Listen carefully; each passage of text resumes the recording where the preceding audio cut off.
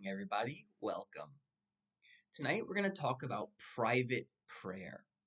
Private prayer is one of those things that all Christians basically know they should be doing to one extent or another. We see Jesus do it all the time, and yet it can be a little difficult for us to master it, this art of praying to the Lord one on one.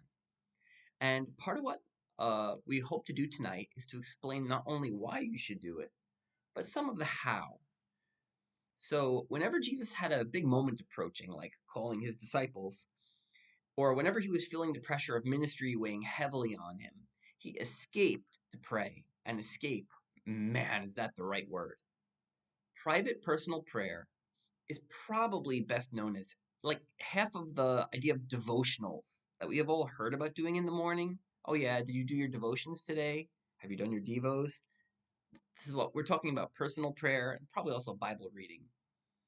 But often we think about this more about as work than we do of it as escape. This idea of just escaping from normal life and being with the Father isn't always how we experience this. And what we're hoping to talk about is how do we actually get for it to be that escape, where we use this as a chance to gain life rather than losing it through the course of praying personally. And most of most of what we gain from private prayer is being with the Father. Now, the Father is an amazing listener. He's also a wise counselor. And while it's true that in prayer we should talk less and listen more, it's often true that we don't talk enough either. We'll come to Him and we'll like, oh Lord, please heal my sick dog. Please bless China. Amen. And in doing that, we miss out on discussing with the Father the things that actually matter to us, our worries, our hurts, our heartbreaks. You could literally just go into a prayer session and say, God, I'm really worried. Here's all the things I'm worried about. And pour out your heart to Him. Talk about the stuff that's in there, the things that you're embarrassed to talk about with other mere mortals like us. So there's also many things that we can't directly affect. There are things that we worry about, like elections or uh, our boss. And these are things that the Lord can directly affect. He actually has courses of action He can take to affect our lives, the things that are too big for us. So, this matter of taking the things that are in our heart and just pouring it out to the Lord. Older generations of Christians describe this as laying down our burdens. They might talk about it about laying it down before God's throne. They might have called it laying it down at the foot of the cross or at the feet of Jesus. They would use all that sort of terminology, but they're talking about the same stuff. They're talking about taking what's in here, the inner rooms of your heart, and offering it to God. And then stopping and listening and receiving His perspective, seeing things the way that He sees things, which are not frequently the way that we see things. And as we open up and we share these things for Him, we'll find our heart getting lighter. We'll find our emotions being transformed. And this is when uh, personal prayer will really start to have a lot more oomph for us.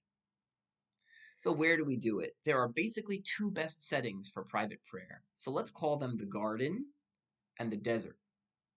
And not surprisingly, these are the two major places we find Jesus praying by himself. Either he's in the Garden of Gethsemane, as the Gospel says it was his custom, and at other times, especially when he's trying to escape from burnout, he'll just run off into these desolate places, into the desert to pray. The idea of these two places, the garden and the desert, in the garden, you surround yourself with beauty and order that draws the mind upward to the Father. So the idea here is that you fill your senses with things that remind you of heaven. Fill your senses with things that draw you up to God. Whether this is like art and music, or whether this is a beautiful forest or a beautiful neighborhood, your actual garden. These are the places where the beauty of what God has made draws you up to Him. Now, I will say this is really cool when you can do it. This is often what we go for in church or at retreat. We're aiming for this kind of garden experience. but it can be really hard to do in normal life. Like, where do you find a place like that? Unless you live next to a little, forest trail or something. It's not easy to find a good garden in which to pray. So the easier approach, which is also a common one in the Bible, is the desert. And as you might have guessed, the desert is kind of the opposite of the garden in that while the garden is about filling your senses, the desert is really about sensory deprivation.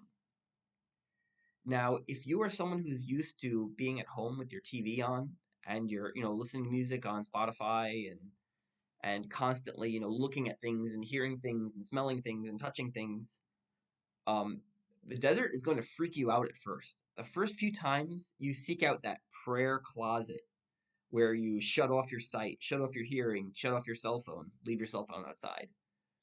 What you will find is you actually won't know what to do. You will start to be like, what's going on? Does my life still exist? But this is great. This is what's going to allow you to get into the stuff that's down here in your heart and bring it out to the Father. You're going to be able to close your eyes eventually and bring the Lord your quiet heart. You'll be ready to share yourself with Him. You'll be ready to hear what He says.